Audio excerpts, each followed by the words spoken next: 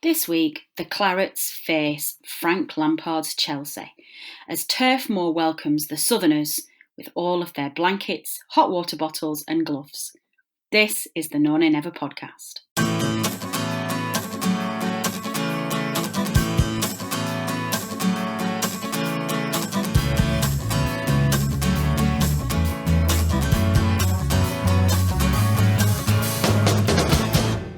Hello and welcome back to another edition of the No Nay Never podcast. Oh no, that's a preview show.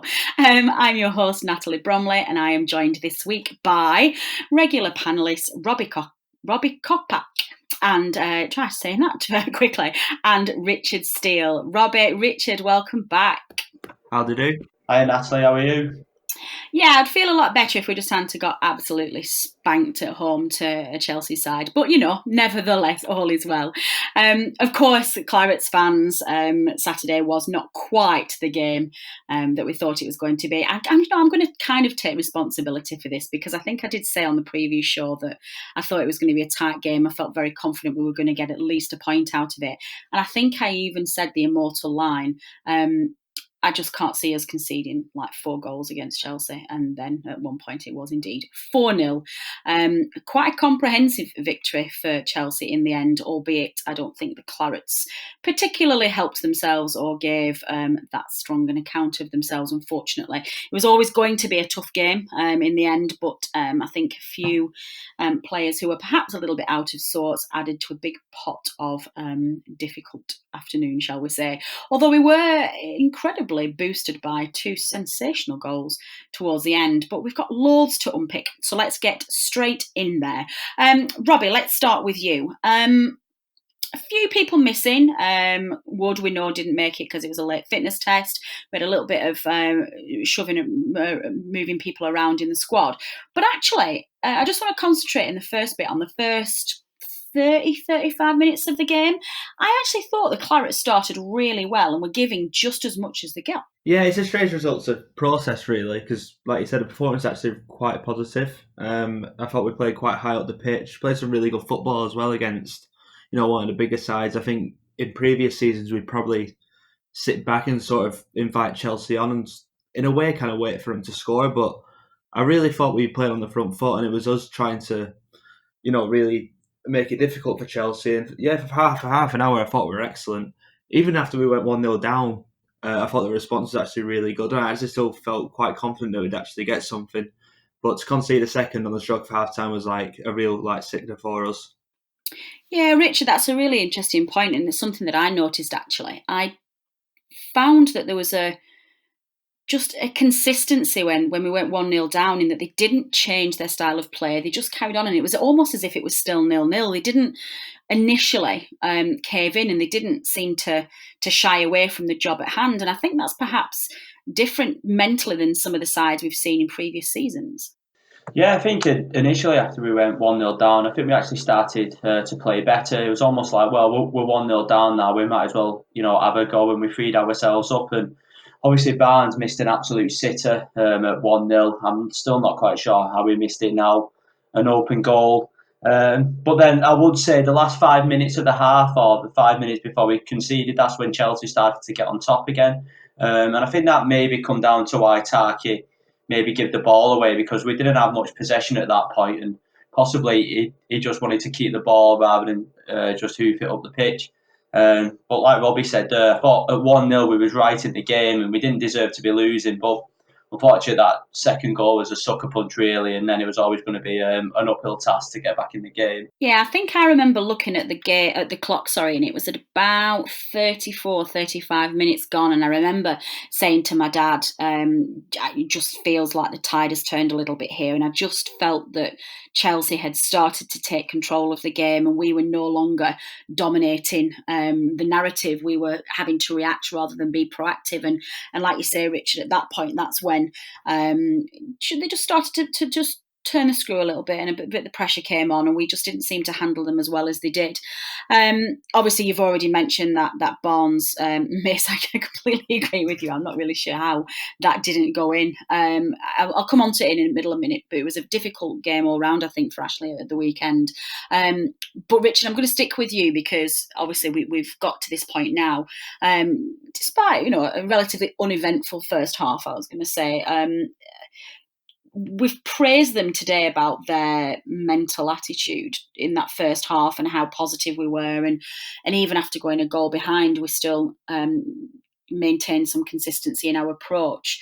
You touched on it then. Just expand on that a little bit about not having pressure. What do you think it was about that last 5 minutes that just led to that goal? I mean, for me, there was an easy pass on there, and we've had this a few times this season where the Clarets have conceded either really close to half time or towards the end, and I'm not really sure what they can do differently. Yeah, it's a difficult question to answer. Like you said, I think possibly you're playing against a quality team in Chelsea. They've got some really good players.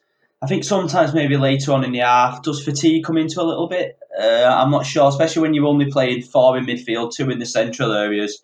And a lot of teams, they kind of like overload us in the midfield. So possibly later on in the second half, we just struggle to retain possession a little bit, and the pressure starts to mount on us more there, and that's maybe why we're conceding goals late in the first half, and we've conceded a few late in the second half this season.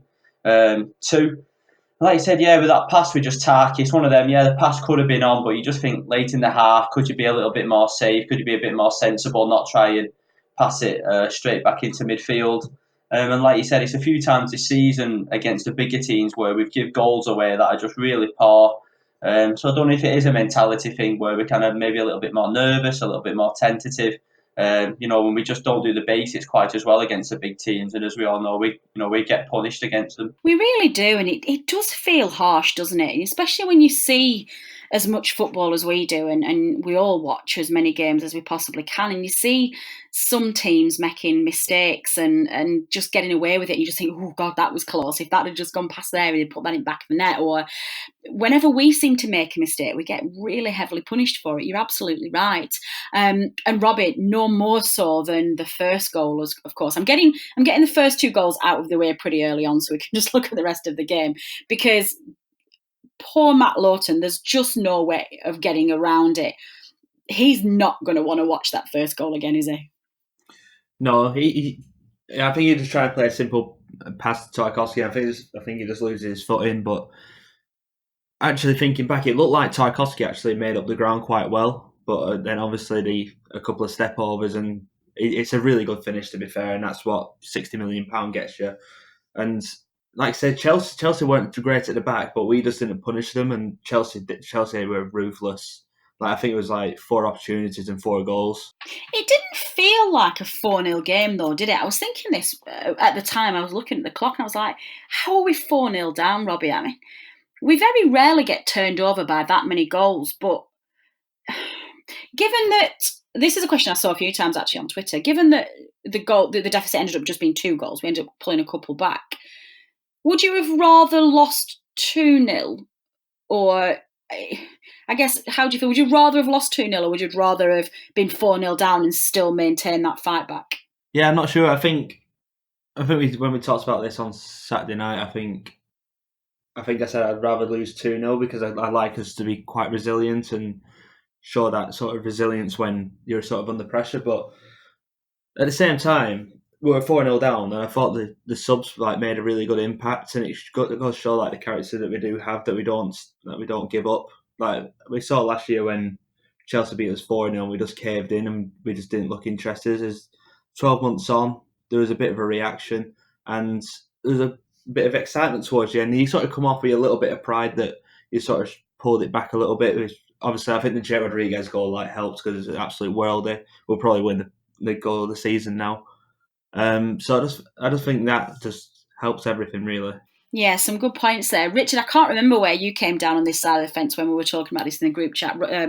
Robbie's right. For some reason, I thought this was on social media, but it's absolutely right. My worlds are blurring into one, and this was a debate that we all had coming off the turf in our group chat from the No One Never team. Richard, I can't remember what you ended up saying. Would you have would you have felt more comfortable losing 2-0, or were you happy with the fight back from 4-0 to 4-2? I think it's much of a muchness, really. Obviously, you've got to be happy with the character of the team. Like Robbie said, at 4-0, last season we just caved in, and even on Saturday, you're thinking, after watching the Southampton game on Friday, thinking, God, I hope this doesn't become like 6-7 and becomes an absolute battering. So 4-2 looks a lot more respectable, but I think if it's 2-0 at half time and we lose 2-0, I think we're in the game for longer. And, Dai said, which is a positive, is that we are creating more chances against the bigger teams. And we could have scored 4 or 5 at the weekend. And, we missed 2 really easy chances with Barnes. But at the same time, we're not looking quite as solid.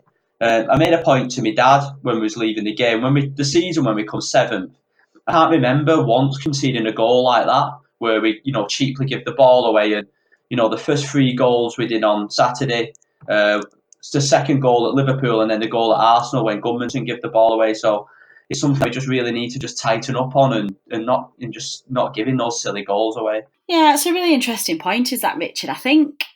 I wonder if there's just an element of we can't have both at our stage of development and with the squad and the players that we've got. And it's almost like if we tighten up and get back to being as defensive as we were in the European campaign season, the year we qualified for Europe, we know that season that we were similarly as frustrated with the lack of chances and the lack of the entertainment factor. So if you then move away from that and try and play more openly and play more attacking football, you are going to leave pockets at the back and you're going to leave yourself more exposed. And, you look at some of the sides, and I think probably, as much as I hate him, Bournemouth is probably a really good example of this. They're a side that could very well be pushing for top for that 7th place spot, and they never really look like they're going to be anywhere near relegation. But there's that laughable thing where you always say Bournemouth have to score 4 in a game because they're going to concede 3. Now maybe they're too far the other way, but I wonder whether there's just an element of that. Richard, what do you think? I don't even think it's about tightening up at the back. I think it's just about giving easy balls away. I thought we were playing absolutely perfectly fine on Saturday. I didn't think we looked in massively defensive pressure. Same against Liverpool, we were defending really well and tightly. But it doesn't matter who you're playing against, really. If you just give simple balls away like that when you're on the transition, you're going to give goals away. About what you said there about the entertainment factor, if we win 1-0 every game, for me, instead of losing 4-2, I'll be far more entertained, especially leaving the game. Oh, that's interesting. So you obviously you get more. Well, I suppose this is an obvious point, but for you, the win is win at all costs, and even if the game's been quite painful to watch, I suppose that's taking it to the extremes, I guess. No, of course, you're not advocating that the game is horrendously dull every single game, because that's going to be damaging. But there is a different school of thought out there, Richard, that people, and I've seen a lot of it on social media, where people will say they'd rather lose 4-0 every game than watch really boring, dull, negative football just to be entertained. Now, I'm pretty sure that if we lost all games for the entire season and lost them all 4-0, they'd probably revise that one. But it's an interesting point. Moving on then, obviously we've talked about the defence, we've talked about being 4-0 down.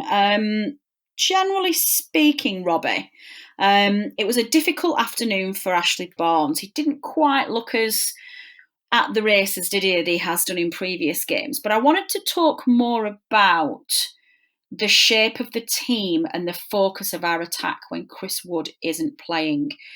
For me, rapidly becoming the most important player in our squad. What do you think? Yeah, I've been one of Chris Wood's biggest fans this season. It's probably since he's actually joined the club, really, because I think he does get a lot of unfair stick. I think Ashley Barnes played, obviously with Wood not in the side, I think Ashley Barnes sort of took his position as been like the focal point and been like the target man, and it didn't quite work out. Obviously Zuma pretty much won everything in the air against him, and it's usually Barnes who's dropping deeper, as this time it was Jay Rodriguez, who had an okay afternoon, to be fair.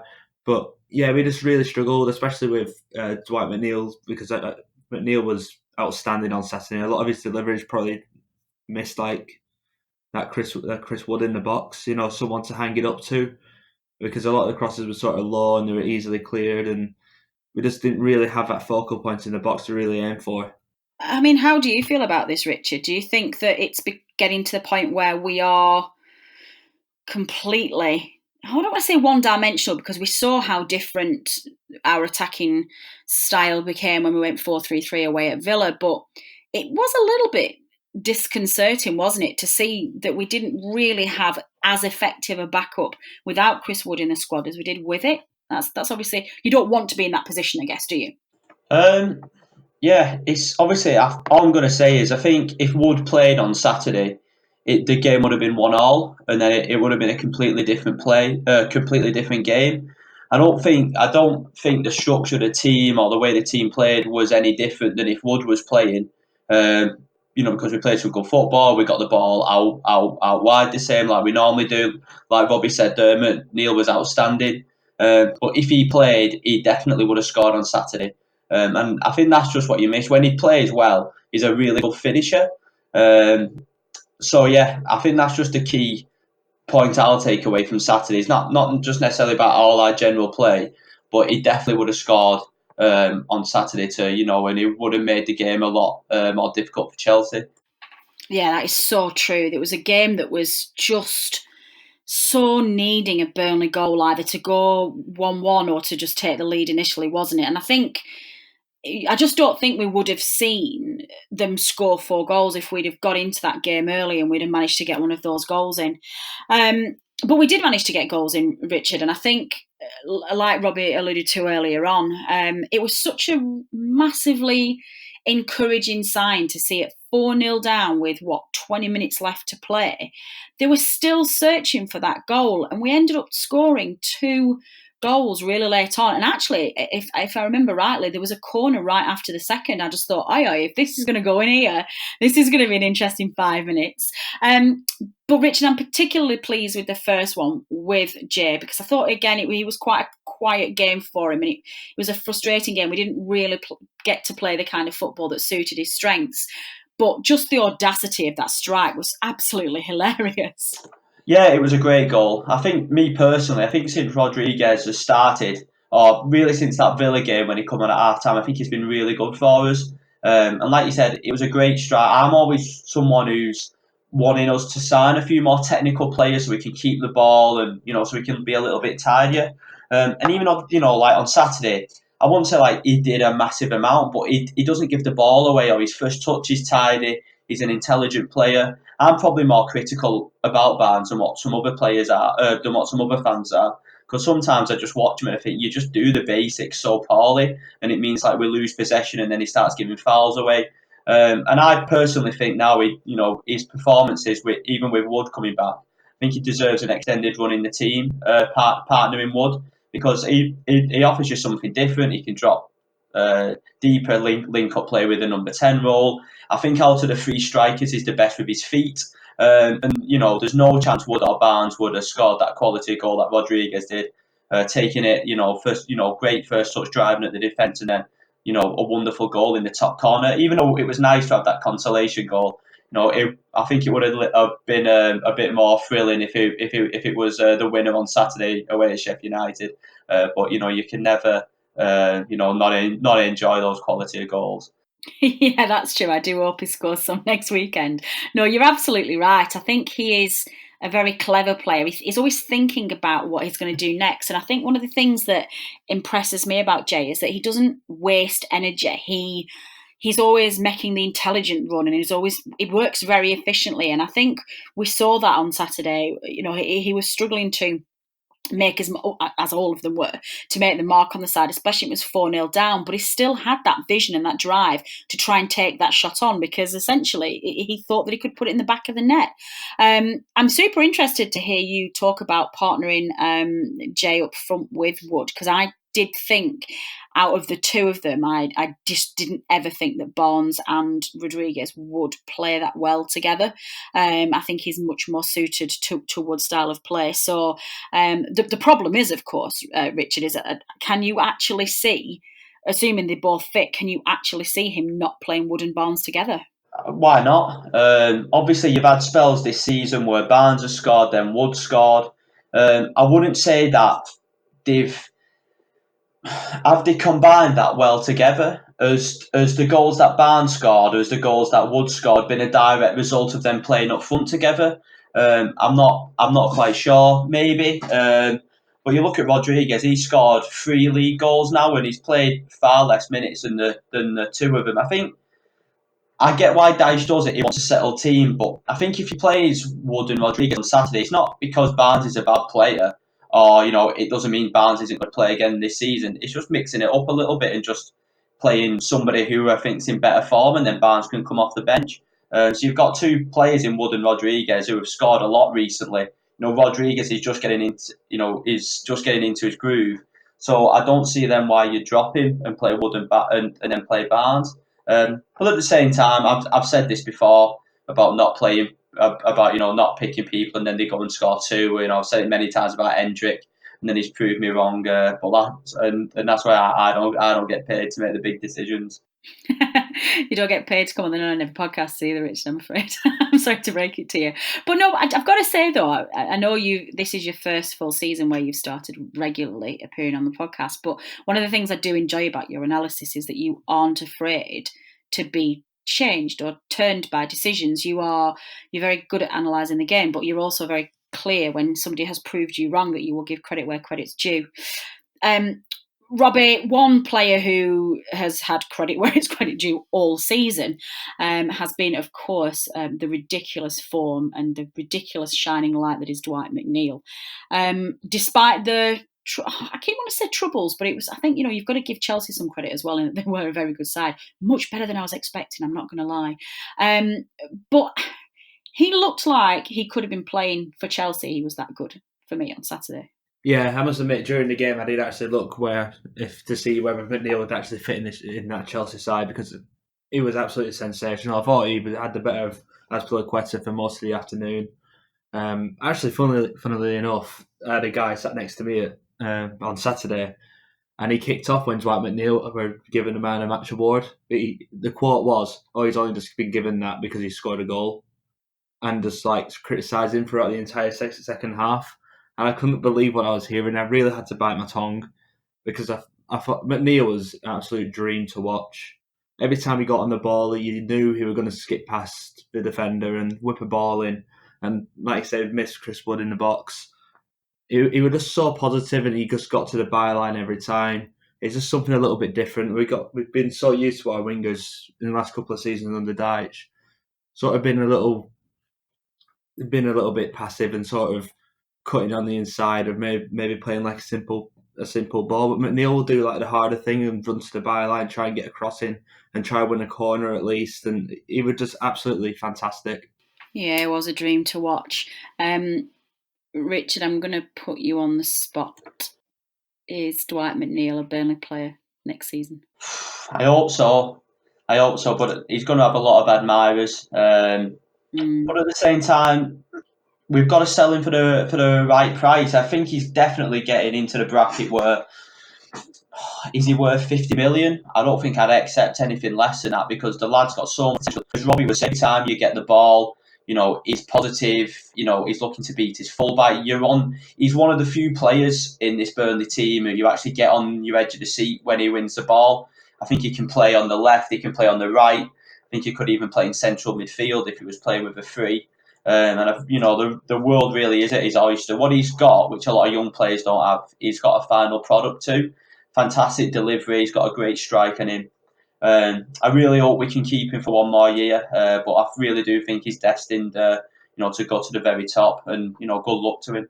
Yeah, I think I tend to agree. I will be absolutely amazed if he's here next season. Amazed. I'll be delighted. Don't get me wrong. I'll be amazed. But it's just the way he just teases the ball. I don't know if I can say this. I might actually give Matt a heads up here, because he can always bleep me out if not. But to talk about food porn, chip porn and things like that, it's like football porn, watching that ball between his feet. He'd just be able to just slide it and pass it, and he'll just run past players, and you just think, how is that ball still at your feet? He very much is a joy to watch. If we do lose him, though, Robbie, his replacement, also starting to make an appearance back in the squad. We are, of course, talking about Robbie Brady. Really positive when he came on. I thought he did really well, and he just gave that attack a little bit of charge.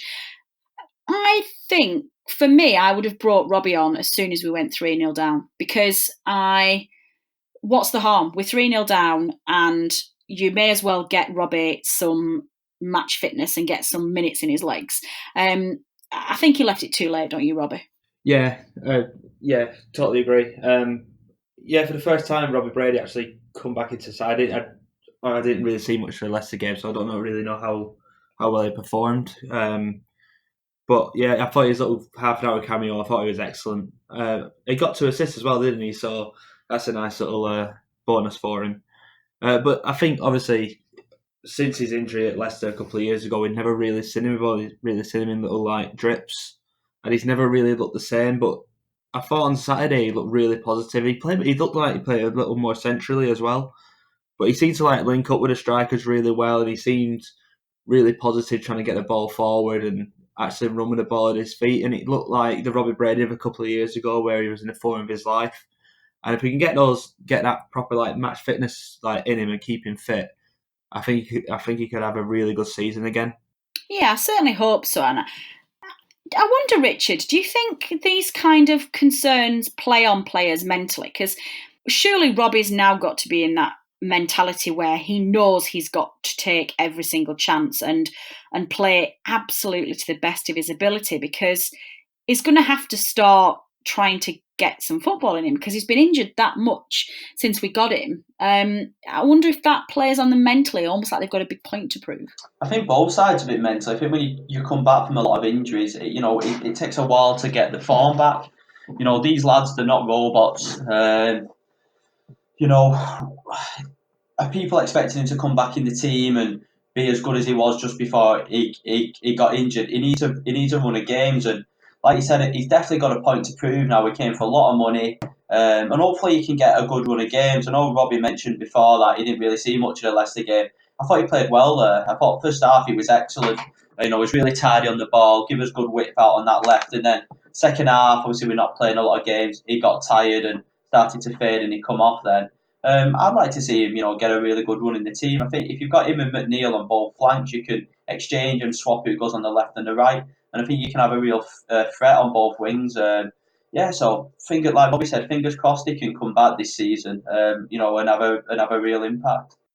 If you were going to start him, Richard, who would you drop? What midfield would you play? Is it Hendrick that goes, or would you give one of Westwood or Corkham, I guess, a bit of a rest and play Hendrick in the middle? What formation would you go for? So yeah, I'd still go the 4-4-2, and I'd like to see McNeil and Brady out wide, whichever wing.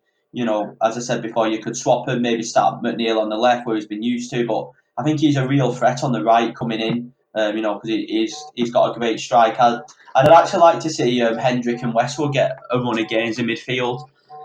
As I've mentioned before, so far I think Hendrick has been disappointing at Burnley overall, but I think since he's come into the team this season, he started really well. And why? What's the point in putting him out wide again when he's had a run of games? He's not a winger. Mick McCarthy said this for Ireland, and I think him and Westwood in midfield now, they give you a lot more energy. Jack Cork's one of my favourite all-time players. I just feel like he's getting to the point now where he's more of a squad player than a starting 11 player. That's not to write him off at all just yet. I would just like to see Hendrick and Westwood get a go in middle of midfield, and get Brady and McNeil playing out wide, because we've got a lot more creativity in them positions rather than Hendrick being wasted where he's not still really comfortable playing. That's super interesting. Does that strategy change if we're away from home, though, Richard? Do you still think you would want us to be more resolute and save that attacking threat and that creative play for just home games? Or do you think we just go for it away from home as well? Yeah, possibly. Like I said, if he doesn't start Brady on Saturday and he decides to play Hendrick out wide, I'm not going to, have a cry or a whinge about it. But like I said, yeah, possibly away from home, we can maybe look at playing Hendrick out there for a bit more resilience, and then look to bring Brady off the bench as the game goes on. Like you said, a home game, possibly against Sheffield United, maybe go that way, and then the game after at West Ham, play with Brady and McNeil out wide, where we can be a little bit more attacking and on the front foot. Well, you heard it here first, listeners. We're going to have some change in formation. Richard Steele's going to get on the Dutch hotline. He's going to tell him what it is. Robbie, let's come back to you then as we leave the immediate analysis of the Chelsea game. And I'm going to ask you for your man of the match, please. Dwight McNeil. I don't think there's any contest really. I thought Jack Cork had a good game. I know we just talked about him briefly there. I thought he had a really good game, but I thought Dwight McNeil was just different gravy. He looked right at home within that company. And yeah, I thought just outstanding for 90 minutes. I feel like there might be a bit of a clean sweep here. Richard, who was your man of the match? Yeah, there's only one. I thought he was head and shoulders above any Burnley player, so yeah, it's got to be McNeil.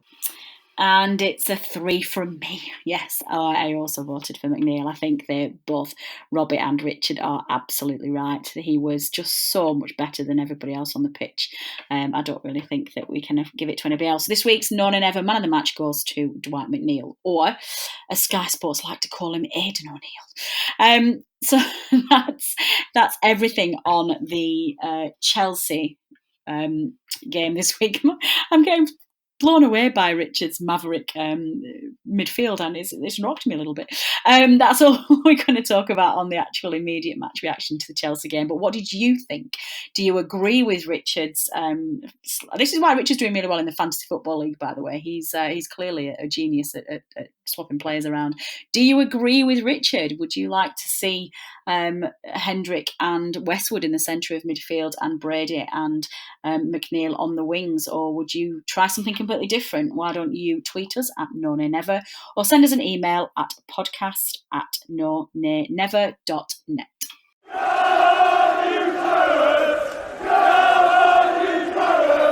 Moving on, though, to this week's talking point, I think it had to just be young Mr. Dyche's crusade about the growing diving culture in football. He's been on a bit of a rant in all of his post-match interviews, quite rightly as well, actually, I think, considering how much this must be grating on him. What has prompted this, you ask? Well, of course, it was the shambolic episode where Hudson-Odoi, at 4-0 up, decided he was going to blatantly dive in the area and try and deceive the referee to win his side a penalty. I think Michael Oliver hilariously couldn't get his whistle to his mouth quick enough. He wanted to award the penalty. He almost dropped the whistle on the floor. He was trying to blow for the penalty straight away. Ben Mee actually did go straight to the referee and went, no way was that a penalty.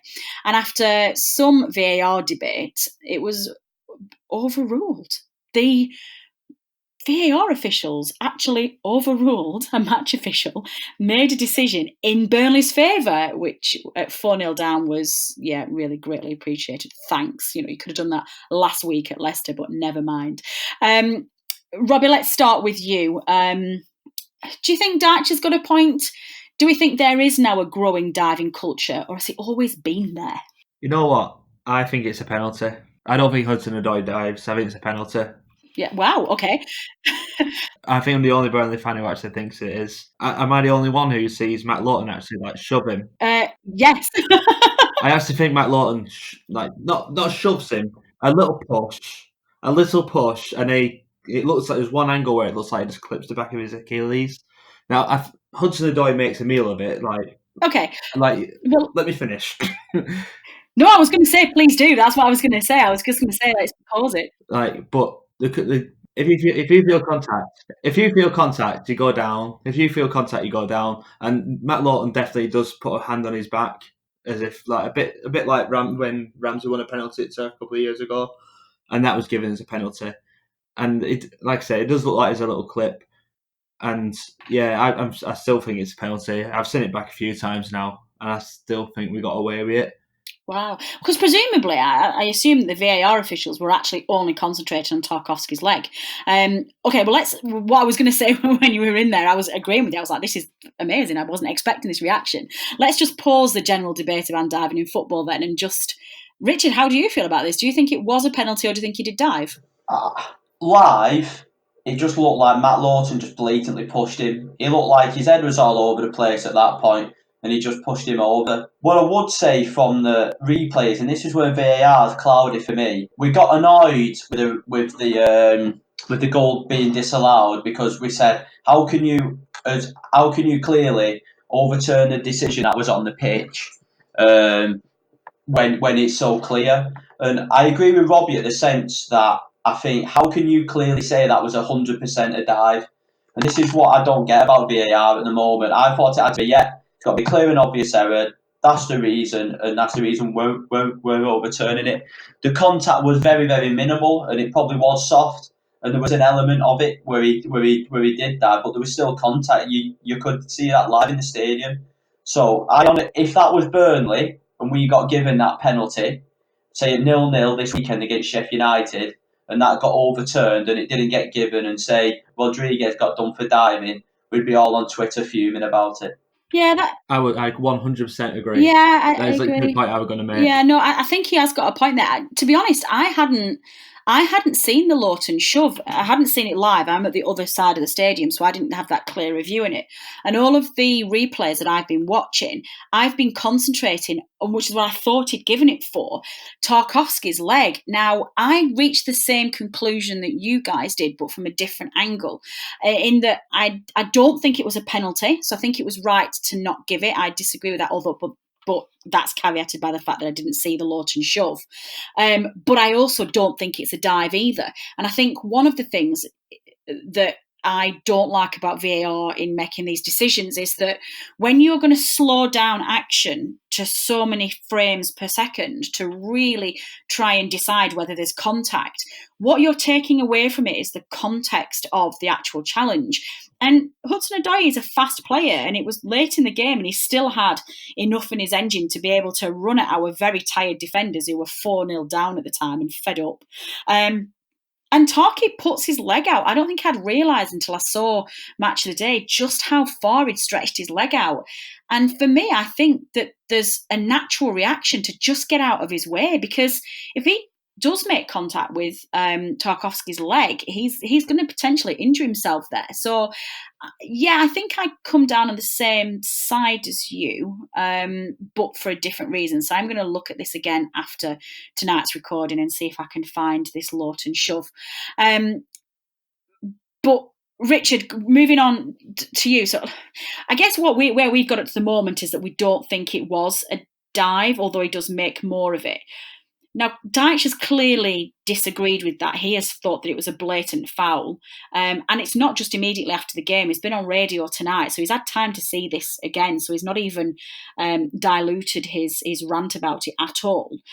So going back to the initial point then, is there a diving culture? We saw, of course, a couple of weeks ago, the very controversial penalty that Marnie won to win against Leicester. I guess we thought, didn't we, that VAR was going to rule this kind of behaviour out? But it doesn't seem to have done, does it? I'll go back to a couple of points that you made about Dyche being on the radio. And Dyche is very clever. He'll go on TV, radio, and he'll start moaning about diving, which, or in this instance, diving. And it's just to detract the fact that two of his players, Lawton and Tarkowski, made absolute howlers. So now, us as Burnley fans on this podcast and the media, rather than us talking about how bad some of our play was on Saturday, we're talking about diving. So it gets our players out of the focus, which is very clever then from him. I think secondly, is there a diving culture? I think so, still in certain players. But do we do it? Does Barnes do it? Which is another talking point. Does Barnes do it? Absolutely, but he does it in a different way. And with VAR eradicating it, well, VAR is just not working at the moment. But that's a completely other issue. So that's kind of my summary of the different points you made in that, in the question you asked me. Yes, it's a good summary, and I don't have the energy to have another VAR debate this week. We're done with those.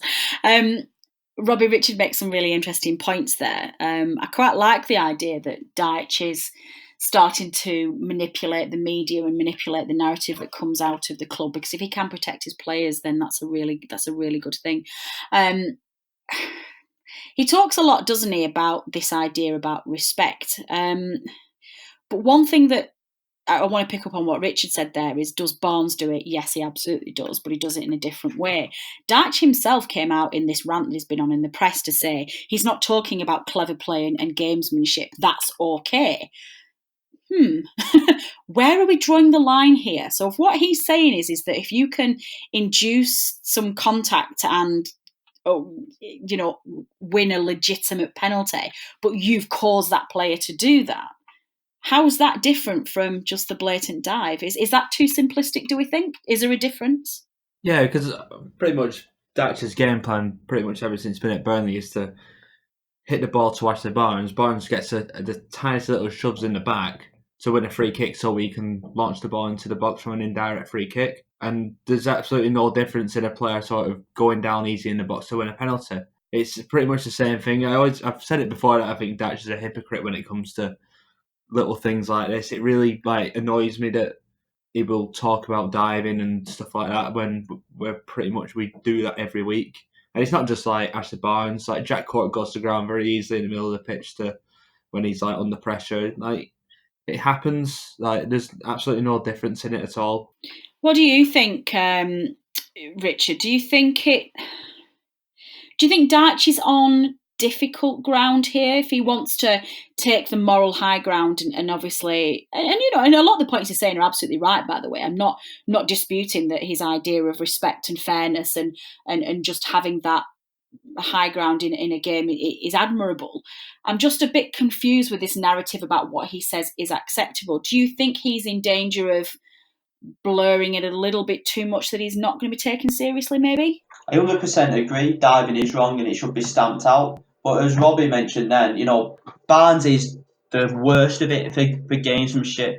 There's so many. I get quite frustrated with him. Sometimes when the ball goes up front, he's more interested in falling on the floor than actually winning a header or holding the ball up. And I understand why other fans get frustrated with Dyche, because they're like, well, hold on a minute. You're saying our players go down in the box to try and win a penalty, but Barnes is flinging himself on the floor all the time, all the time trying to win a foul. So I think he's just got to be a little bit careful on this crusade for diving, because he is 100% on and it should be stamped out of the game. But at the same time, he can't then applaud Barnes or Cork in the middle of the park for going down, or when Pope takes a long time to take his goal kicks. Again, I think he's on thin ice with a more high ground, and I think he should just now concentrate on the football a little bit more. Instead of just constantly bringing it back up, because if he just constantly keeps talking about it, then it just ends up being white noise and people won't take him seriously about it. Yeah, spot on, guys. There's some really good points in there. I don't know where this is going to go, to be honest. And like I say, that he's in danger of having the backlash against him, like you say, with this. We already see it from opposition fans when they go on their social media rants about his hypocrisy and how he whinges about things, but his team apparently we're the dirtiest team in the league. But yeah, no, we're not. But yeah, guys, you make a really good point there. He has to be very careful which battle he chooses here. That said, we have seen consistently over the years managers who manipulate the press and keep the narrative away. And one of the things I've been frustrated about being Premier League for as long as we have is that you do lose that control. And that's particularly important when you are a family, local run club like Burnley is. We've been so used to dictating what our narrative is, what our story is, what people think of us, and we do it our way. When you join such a global machine that the Premier League is, you have very little control over what is said about you and what the narrative in the press is. So if Dyche is trying to, in his way, reclaim some of that control and get the message to be what he wants it to be, even if it's just a simple thing as creating an absolute smokescreen to avoid, like you said, some issues of his own or some things in the match that he doesn't want to get in the press, then so be it. And if he's prepared to stake his reputation for tomorrow's fish and chip paper, then so be it. But let's keep an eye on this one, because there is certainly not going to be the first time this season that a player dives. There's not going to be the first time this season that players try things against us and we are completely shafted, shall we say, with decisions that somebody has won against us. And we'll see what the outcome of the game is in comparison to what Dyche's overall analysis is. That's all we've got time for this week. That has been a thoroughly enjoyable review of a slightly painful game at home against Chelsea, but some good bits to take away from it, and I think we all left the ground chuckling a little bit at the just the audacity of two very late spectacular goals. It just lifted the doom and gloom a little bit. I will be back with Dave on Friday to look at the preview show, where we're also joined by a Sheffield United fan to look at our trip to Bramall Lane this weekend. And the rest of the team will be back next Tuesday, as usual, to analyse what will hopefully be a fantastic 3 points on the road. Thank you, as ever, to Robbie Kopak and Richard Steele, my fantastic panellists, and who've given up their time this evening to come and talk through that painful game. It's always more difficult to analyse when it's been a loss and you don't necessarily want to relive it again. So, guys, it's been very much appreciated and I've enjoyed your company. Thanks to producer Matt for editing this week's podcast and knitting it all together for us. And thanks to band Joyce for providing us with our jingle music. Last but by no means least, my thanks as ever go to you, the listeners, for downloading and listening to this episode. Your support is hugely appreciated and we would not be here without you. I've been Natalie Bromley. This has been the No Nay Never podcast. Until next time.